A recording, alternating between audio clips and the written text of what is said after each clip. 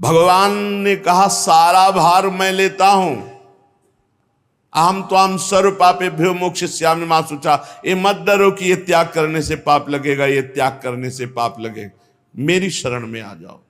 खास बात ये, जीव नहीं आ पाता, किसी न किसी वस्तु व्यक्ति का आश्रय लिए रहता है। वो भगवान की मांग है कि सर्वधर्मान परित्यज्य। अधर्म तो वैसे ही भक्ति से छूट जाता है, पर धर्म का भी त्याग करके परम धर्म सावई पुंसाम परो धर्मो यतो भक्ति अधोक्षजे, जिससे भगवान श्री हरि के चरणारविंद की अहेतुकी भक्ति, अबाध भक्ति जागृत हो, उसे कहते हैं परम धर्म। भगवान कह रहे धर्मों का त्याग कर परम धर्म के लिए मेरी शरणागति स्वीकार करो। भगवान फिर इसी शरणागति को पुष्ट करने के लिए इशारा देते हैं। पीछे कहा है, यत् करोसि यदस्नासि यज्जुहोसि ददासि यत् तपस्यसि कौन्तेय तत्कुरुष्व मदर्पणम। बिल्कुल भगवत प्राप्ति हो जाएगी, बात आप समझ लो। पहली बात है, भगवान कह रहे मैं सर्व गुह्यतम बात कह रहा हूं, गुह्य नहीं गुह्यतम बात कह रहा हूं। क्या? तू मेरा मित्र है, परम मित्र है, तेरी मति मेरे में दृढ़ है, इसलिए मैं कह रहा हूं कि तू मेरे शरण में हो जा। पूर्ण रूप से शरण में हो जा, मैं देख लूंगा सब कुछ। सच्ची बात, जो ज्ञान भगवान देते हैं वो अमोघ होता है। जो पढ़ लिख के होता है उसे माया भुलवा सकती है। वो माया जब आक्रमण करेगी तब हम उसका प्रयोग नहीं कर पाएंगे, लेकिन भगवत प्रदत्त ज्ञान के आगे माया टिकती ही नहीं है। अब हम कैसे जिए? तो भगवान कह रहे यत् करोषि, तुम जो भी करते हो वो मेरे को समर्पित कर दो। एक एक बात समझ लो। यहां यत् करोषि कहा है, ये करो ऐसा नहीं कहा। तुमसे जो भी हो रहा है तुम भगवान को समर्पित करो।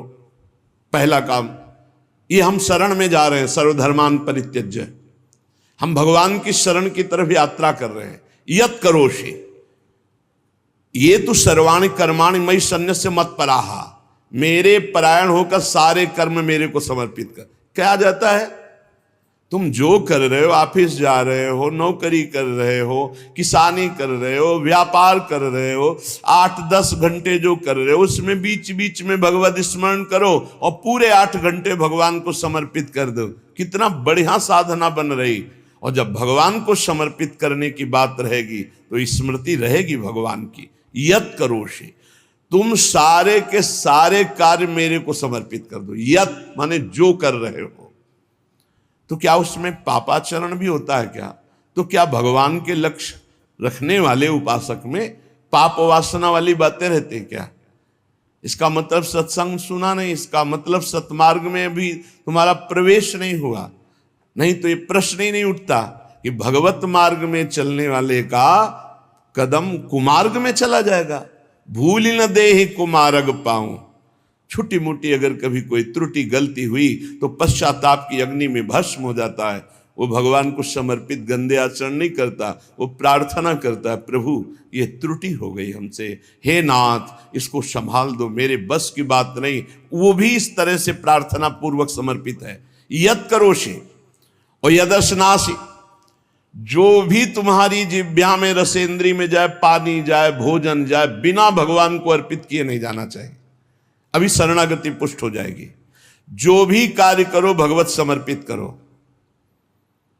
एक स्थिति आती है जहां भगवत समर्पित करना नहीं पड़ता, स्वयं होता रहता है।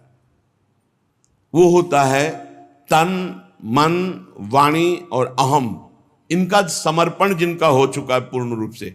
अब उनका यह नहीं होता कृष्णार्पणम मस्तु, ये तो प्रारंभिक। पर ये जब तक स्थिति नहीं है तब तक प्रारंभिक दशा में ही हो। हर समय भगवदाकार स्थिति, कौन किसको समर्पण करे, ये स्थिति जब तक नहीं तब तक सिद्ध बनने की कोशिश न करे। आचरण जैसा आज्ञा हो रही शास्त्र की वैसे चले तो स्थिति आ जाएगी। यदस्नासि, बिना भगवान को अर्पित किए कुछ नहीं खाना। भगवान आदेश करें जो पा रहे हो वो मेरे को अर्पित करो पहले।